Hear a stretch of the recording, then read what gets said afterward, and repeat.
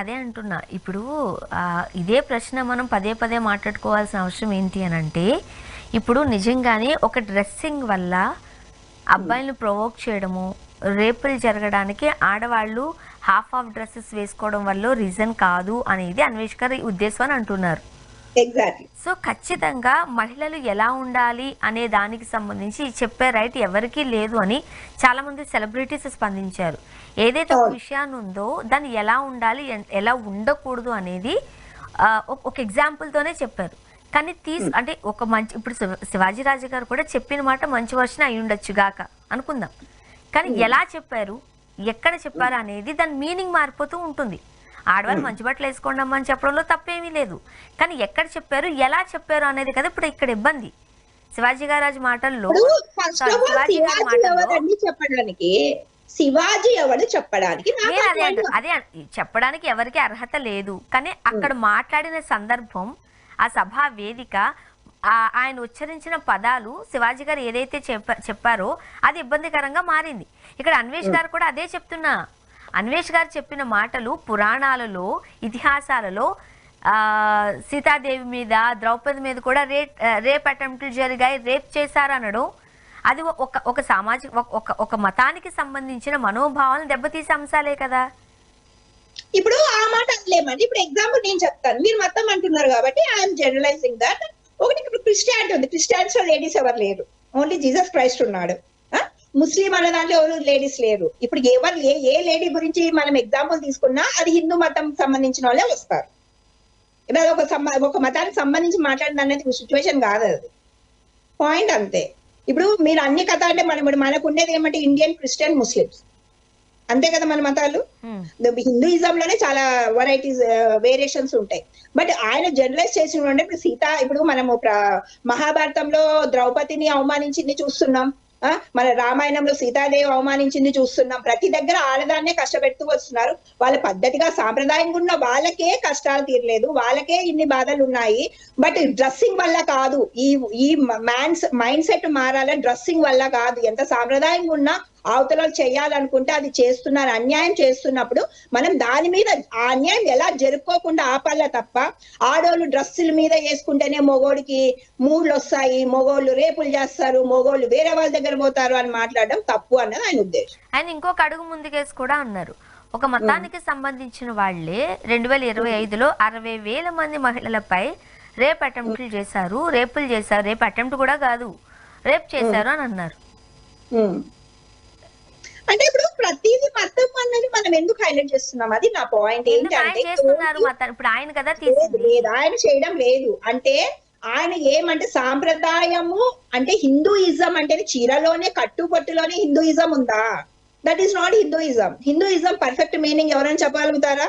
ఎవరు చెప్పలేరు. హిందూయిజంకి ఏంటి అని అంటే ప్రతి దాన్ని మనం ఎందుకు పూజిస్తాము అని అంటే వానదేవుడు, గాలిదేవుడు, ఇది అంటే మనం బతికే ప్రతి వస్తువుని దైవత్వంతో చూడమని అర్థం. అది దేవుడు అర్థం అని కాదు.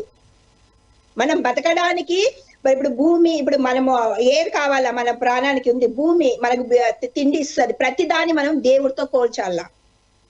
ప్రతిదీ మనకి పోషించే ప్రతిదీ మనము దేని వల్ల బతుకుతున్నామో వాళ్ళన్నిటి మనము దేవత్వంతో పూజించాలా అన్నది హిందూయిజం. దాన్ని మనం జనరలైజ్ చేసేసి ఇప్పుడు మనము హనుమాన్ దేవుడిని, కోతి రూపంలో ఉన్న హనుమాన్ దేవుడిని పూజిస్తాం, హనుమాన్ దేవుడు అంటున్నాం, గోమాతను పూజిస్తున్నాం. ప్రతిదాన్ని మనం ఎందుకు అని అంటే వాళ్ళన్ని దేవుళ్ళు కాదు, మనకి హెల్ప్ చేసే ప్రతి ఒక్కరిని మనము దైవత్వంతో చూడాలా అన్నది. దేవుడి శక్తి ఒకటే ఉంటదండి, మనము ప్రతి ఒక్కరిలో చూడొచ్చు అది. మనము ఇప్పుడు మీరు నా కష్టాల్లో ఉన్నా అండి, మీరు నాకు హెల్ప్ చేశారు, మీరు నా దృష్టిలో దేవుడు. ఎందుకంటే నా బాధల్లో, నా కష్టంలో మీరు నాకు నించున్నారు అని అంటే మీరు నాకు దేవుడితో సమానం. అది హిందూయిజం. అది వదిలేసండి ఆ బొట్టులో, కట్టలో, చీరలో, దీంట్లో చూస్తున్నారు Hinduism. That is not Hinduism. అది కాదు కదా హిందూయిజము. వాళ్ళ కంఫర్ట్ జోన్, అలంకారము అన్నది వాళ్ళ కంఫర్ట్ జోన్. మీ బాడీకి ఒకటి సెట్ అవుతుంది, నా బాడీకి ఒకటి సెట్ అవుతుంది. ఇప్పుడు మీ బాడీకి సెట్ అయింది మీరు వేసుకుంటారు, నా బాడీకి సెట్ అయింది నేను వేసుకుంటాను. బట్ ఇది వేసుకుంటేనే నువ్వు సాంప్రదాయం ఉన్నావు, ఇది వేసుకుంటే నువ్వు కాదు అని చెప్పడానికి ఎవరికి రైట్ ఉంది? అది చెప్పండి. ఒక మొగుడికి తప్ప, పెళ్ళాము ఒక మొగుడికి తప్ప, పిల్లల మీద ఇప్పుడు పిల్లలు తల్లిదండ్రులు ఎక్స్పోజింగ్ చేద్దామా అంటే వాళ్ళ ముందర వేసుకొని బయట పోయి అన్ని ఇప్పుకొని పబ్బులు పోతున్నారు. అది ఎవరు చూస్తున్నారు? అంటే మన కళ్ళ ముందర డ్రెస్ వేసుకుంటేనే అది కరెక్ట్. బయట ఎట్లా తిరుగుతున్నారు మనకు అవసరం లేదా? పాయింట్ అది. ఇప్పుడు ఒక మొగుడిని సుఖపెట్టాలంటే ఒక పెళ్ళాం మొగుడికి నచ్చినట్లు ఉండాలా అంటున్నాడు. మొగుడికి ఎన్ని కోరికలు ఉంటాయో పెళ్ళానికి తప్ప పక్కింటోడికి తెలుసా, ఎదురింటోడికి తెలుసా? తెలీదు. అలా లేకున్నప్పుడు ఇప్పుడు మీరు అన్నట్టు హస్బెండ్ కి అందంగా కనిపించడానికో లేకపోతే హస్బెండ్ ని తన అట్రాక్ట్ చేయడానికో తన భర్తకు తగ్గట్టుగా తన భార్య ఎలా ఉండాలి అని అనుకున్నా ఉండొచ్చు.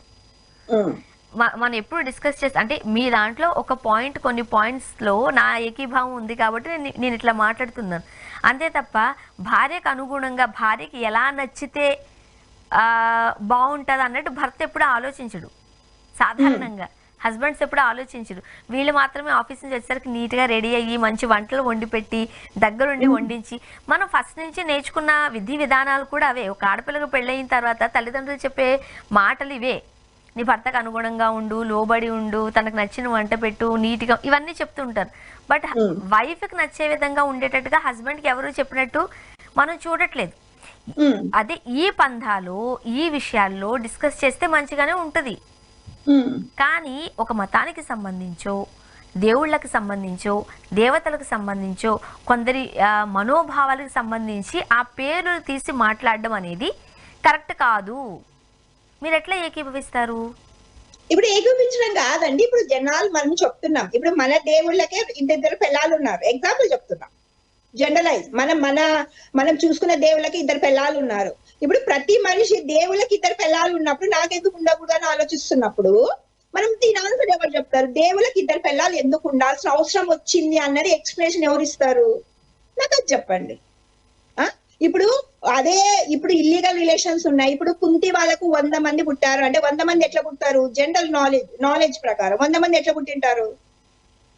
మనం మాట్లాడుతున్నప్పుడు ఇప్పుడు క్వశ్చనింగ్ చేసుకోండి, ప్రతిదీ సస్పిషియస్ వస్తుంది.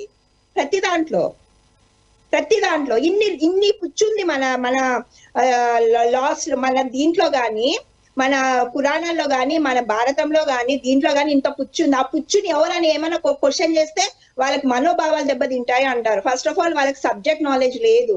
ఎందుకు అనేది తెలుసుకోవాలి, అవేర్నెస్. ఇప్పుడు పుట్టిన పిల్లలండి, వాళ్ళకి 1,00,000 క్వశ్చన్స్ ఉంటాయి. అవి ఆన్సర్ చెప్పాలంటే ఎవరు చెప్తున్నారు?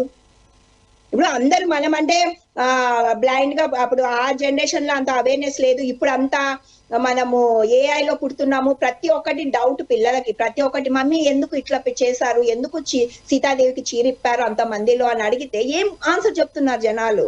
ఎవరి దీనికి పర్ఫెక్ట్ ఆన్సర్ చెప్పగలిగే ఇది ఉందా? దేవుళ్ళే అన్ని తప్పులు మనం చూపిస్తున్నారు, సినిమా రూపంలో చూపిస్తున్నారు. రియాలిటీ మనకు తెలీదు. మన సినిమా నాలెడ్జ్. భారతం ఎట్లుందో సినిమా చూసి నేర్చుకుంటున్నారు పిల్లలు. మహాభారతం ఎట్లుందో సినిమా చూసి నేర్చుకుంటున్నప్పుడు వాళ్ళకున్న నాలెడ్జ్ కి, వాళ్ళకు వచ్చిన క్వశ్చన్స్ ని ఎవరు ఫుల్ఫిల్ చేస్తున్నారు, ఎవరు చెప్తున్నారు? అది అర్థం చేసుకోవాలి జనాలు.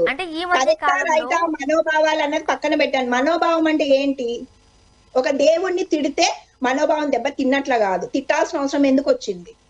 ఇప్పుడు కోతిని మనం చూస్తున్నామండి, అదే దేవుణ్ణి మనం విగ్రహ రూపంలో పూజిస్తున్నాడు. చిన్నపిల్లల క్వశ్చన్ డౌట్ వస్తుంది, మమ్మీ ఇక్కడ కోతి ఉంది కదా, మళ్ళీ అదే మనం గుళ్ళో ఎందుకు పూజిస్తున్నామని అడిగితే ఏం ఆన్సర్ చెప్పాలి? మేఘన గారు, మీరు ఇంతకు ముందు అన్నట్టు జనరలైజ్ గా మాట్లాడదాం. ప్రధానంగా మనం హిందూ, ముస్లిం, క్రిస్టియానిటీ గురించి మాట్లాడుకుంటాం కాబట్టి ఈ మూడుకి సంబంధించి ఒక మాట మాట్లాడతాను. ఇప్పుడు ముస్లిమ్స్ లో గురించి కనుక డీప్ గా వెళ్ళాం అనుకోండి, కొన్ని ఫ్లాస్